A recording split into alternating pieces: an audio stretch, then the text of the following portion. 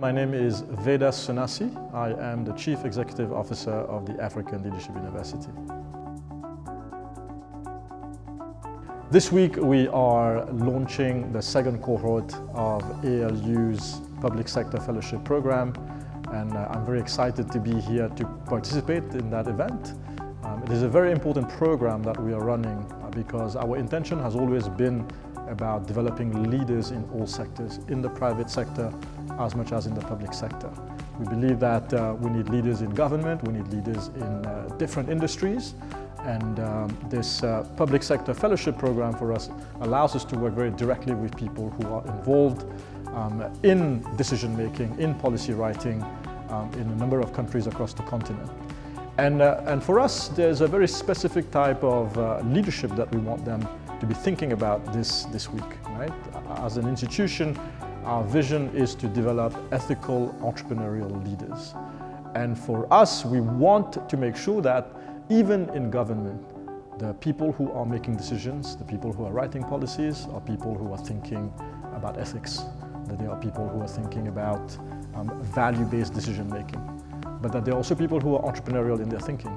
And by entrepreneurial here, I don't mean to build a business. We're obviously not expecting them to go and set up businesses in government, but it's really about a mindset. It's about a way of thinking about problems in the world, right? Where others see problems, entrepreneurial thinkers see opportunities. And we need all of these people who are in the public sector to also think entrepreneurially in the types of decisions they make, in the types of debates that they have, in the types of policies that they're able to influence. Why is that important? Because for far too long, we have maintained the status quo in many countries across the continent. Right? We need very innovative, novel solutions to a number of the challenges that we face as a continent if we are truly going to be able to leapfrog the change that we want to see on the continent. And for far too long, we haven't had people who take that sort of approach, that way of thinking in the public sector. So for us this week, we really hope that they are first of all going to get a chance to engage with other people who are doing similar work from a variety of countries across the continent. I'm sure they'll be able to see that they have very similar challenges that they face. They will be able to also understand the unique context in which some of their peers operate. And there's obviously tremendous value in them exchanging these experiences, learning from these different experiences, understanding how different people in different governments make different kinds of choices and decisions. What are the conditions and the barriers that exist for them when they are trying to influence policy, for instance, right? So this community and this ecosystem is also very important because it's an integral part of our learning model as well. That we believe that in our journey of developing a Pan-African generation of leaders, we feel that it's important for people who are in the public sector to also get a chance to experience the kinds of communities that ALU values. Well, first of all, as I mentioned, the community is very important. So we hope that all of these people who obviously get to experience our campus today will get a chance to interface with a number of our students over the next few days. Will first of all embrace a different way of thinking about education, which is what ALU is doing. But beyond that, they'll also be able to see ALU in the context of Rwanda's own journey of transformation. So what ALU is doing, in as much as we are a private entity, a non-profit private entity, we are very much here in Rwanda to serve the vision of this country as it seeks to train a generation of ethical entrepreneurial leaders for its own journey of transformation. So with these public sector fellows getting to see our students in action, see the environment that we have created for them, right, that prepares them to be precisely what I just said, ethical entrepreneurial leaders, I hope that they are also going to be able to appreciate, right, that if you put together the right ingredients in the right crucible, there's remarkable transformative change and culture that you're able to create, and hopefully they are going to be able to replicate some of that in their countries. I was having lunch with some of them earlier, and we were having an incredibly rich discussion around can leadership be taught or can it be learned? We were talking about the distinction between leaders and managers, and why are there more leaders in the private sector than there are leaders in the public sector? Is there a need for leaders in the public sector when very often they are being asked to be just simple managers who are managing processes or projects or systems, right? Sustaining and maintaining the status quo. So these types of discussions and debates, which for them was like, oh, something that we don't get to do enough, I was reminding that this is exactly what we do here almost every day in the context of our learning model. So for me, the interaction is, number one, that while we are a university that focuses primarily on undergraduate education, but we believe fundamentally that learning is lifelong, and to see the way we already introduce lifelong learning in our learners and how that learning can carry even to them, people who are mid-career, who are already, sort of flourishing in their professional life, learning can still continue.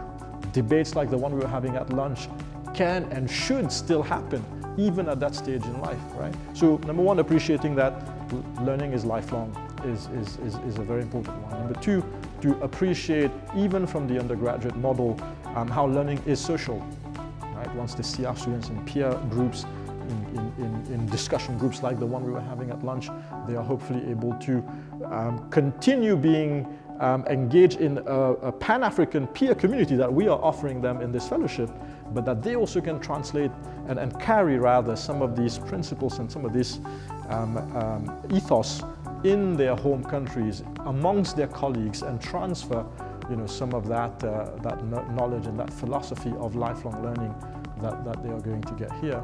And thirdly, we believe very strongly that learning is experiential. The good news in their case is that they are already in the experience of being in the public sector and working in the public sector, so they already have that sort of field work, for lack of a better word, where they are able to exercise their skills. And they are doing a bit of the reverse of what we do in the undergraduate program. In the undergraduate program, we sort of take our students through, they go to the factory and build all the muscles and the skills and the mindsets, and then we also try to give them exposure to the real world where they can practice that. These guys are doing a little bit the opposite. They've already been in the real world, they have experience, they have that maturity, but now they come here and then they are getting acquainted to sort of this different way of thinking and learning and approaching problem solving, right? With a big focus on, product development, for instance. How do you take a product approach to think about service delivery in respective countries, right? To see all of that in practice here, experientially, right, is something that then they can carry away with them as well, right? So I hope that when they're heading back, in their baggage, they also have some very important skills, some very important mindsets, an incredible community, and hopefully also, a deeper motivation and inspiration, and hopefully an even deeper identity, right, as a public sector servant, not just in their home country, but for the continent of Africa as well. It's something that I really hope they carry with them when they leave at the end of the week.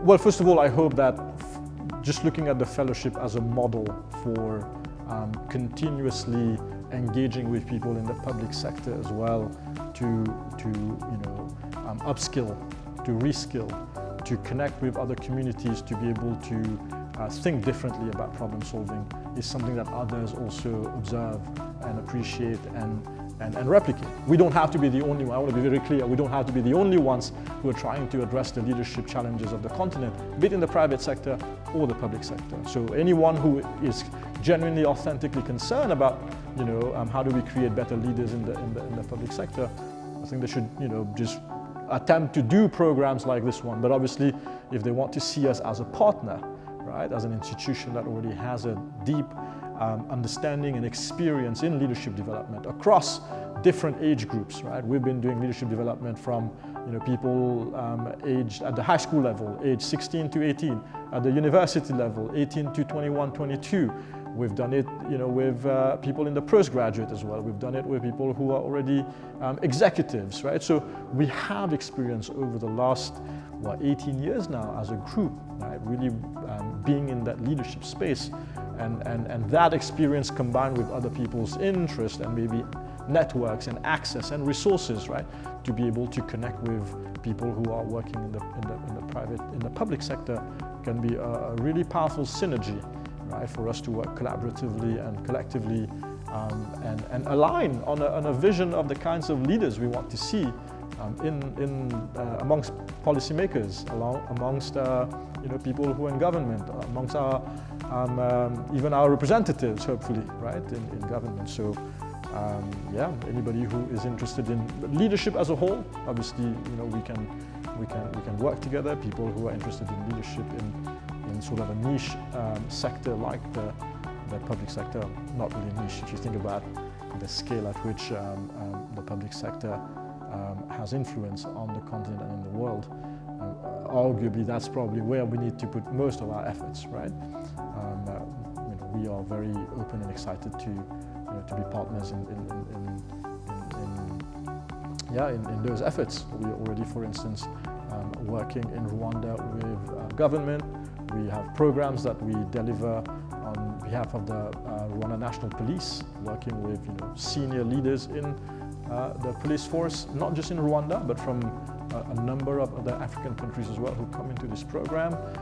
And similarly, right, there's a big focus on ethical entrepreneurial leadership, right, really looking at leading and decision-making in a slightly different light from what we may be used to, which very often when we think about leadership, we think about either heroic leadership or hierarchical leadership, right? A grand savior, right, or the ogre at the top, right? But we need to think about how do we distribute and democratize leadership across, different ministries, different sectors in government, where people are empowered to make decisions in an innovative, creative way that will really serve the people.